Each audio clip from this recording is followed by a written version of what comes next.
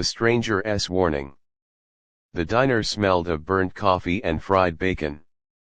Neon light from the sign outside flickered against the greasy windows, painting the booths in an ugly blue glow.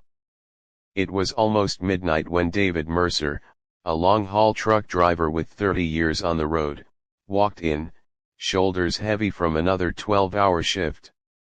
He wasn't a man easily shaken.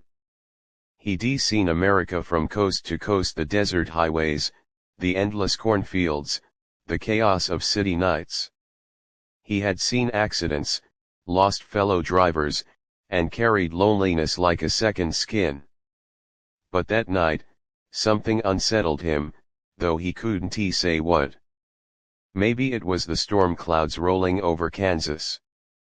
Maybe it was the way the diner seemed too quiet, too hollow, as if holding its breath. David slid into a booth, ordered black coffee, and rubbed the stiffness out of his knuckles. That's when he noticed him, the stranger. He was sitting alone at the far end of the diner. A man in his late 40s, with a rough beard, clothes a little too big, as if borrowed. His eyes dark, restless, kept darting toward the door. There was a weight about him, like he carried a burden too large for his frame. Their eyes met for a moment. The stranger gave the faintest nod. David nodded back, polite, nothing more. But when the waitress left to fetch his coffee, the stranger stood and walked over. "Mind if I sit?" he asked. David gestured to the opposite side. "It's a free country." The stranger slid into the booth. For a moment, neither spoke. The storm outside rumbled closer. Then the man leaned in.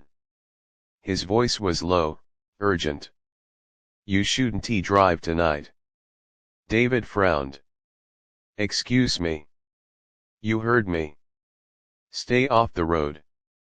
At least until morning." David chuckled, trying to ease the sudden tension.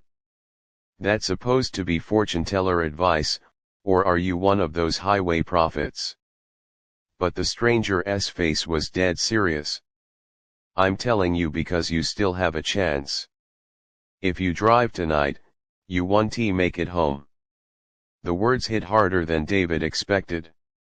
Something about the man's conviction froze the laugh in his throat. He studied the stranger carefully. His hands trembled slightly as he gripped the table. He looked like a man who hadn't slept in days. David finally asked, "Why are you telling me this?" The stranger's jaw worked, as if deciding how much to reveal. Then he spoke. "Because I didn't listen when I was warned. And it cost me everything." The diner suddenly felt colder. David tried to brush it off. He paid for his coffee, muttered a half-hearted goodbye, and stepped back into the storm. He had freight to deliver in Denver by morning. A man doesn't make 30 years on the road by giving in to superstitions. But as the rain hammered the windshield and lightning split the sky, the stranger's words kept echoing, "You won't make it home." Every mile felt heavier. His hands clenched the steering wheel tighter than usual. By 2 a.m. exhaustion wrapped around him like chains. He considered pulling into a rest stop but pushed on. He'd done this drive hundreds of times. Then it happened. Headlights flared in his mirror, a car weaving violently through the storm, gaining on him fast. Before David could react, the car swerved into his lane, forcing him toward the shoulder. He slammed the brakes, horn blaring. His truck fishtailed, skidding dangerously close to the guardrail. The car spun out ahead, crashed into the median, metal twisting with a deafening screech. David's heart pounded as he pulled over, shaking. He grabbed his flashlight and ran toward the wreck. Inside the mangled sedan, a young woman cried out, pinned by the dashboard. Her face was bloodied but alive. He called 911, stayed with her until the sirens came, whispering reassurance through her sobs. By the time paramedics pulled her free, she clung to David's hand like he was the only anchor left in the storm. And in that moment, he realized. If the stranger hadn't unsettled him, made him hyper-aware, made him grip the wheel tighter, he might not have survived the swerve. He might have been the one in the wreckage. The next morning, the storm cleared.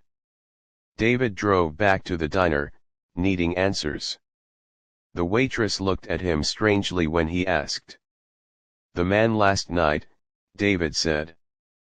"Beard, rough clothes? Sat over there. Where did he go?" She blinked. "Sir, you were the only customer after 10. I saw you talking, but you were alone." David froze. "No. He came over. Sat right here." She shook her head.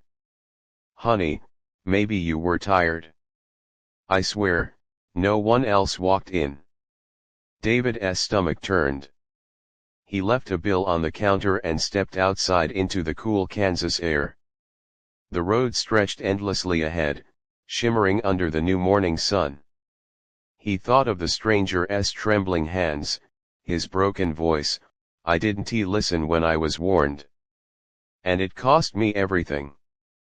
David didn't know if the man had been real, a ghost of some forgotten driver, or a fragment of his own weary mind. But the young woman alive because of his alertness, that was real. He climbed back into his truck, whispered a quiet thank you to whoever, or whatever, had sent the warning.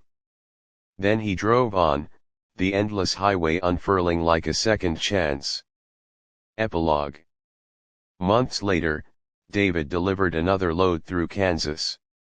Out of curiosity, he stopped at a small roadside memorial just off I-70. Fresh flowers tied to a wooden cross, a faded photo of a man taped to it. The face was unmistakable. The same weary eyes. The same rough beard. Beneath the picture, scrawled in marker, "In memory of Michael Carter. Lost to the road, 2016. Gone, but his warning saves lives." David stood there a long time, the wind tugging at his jacket.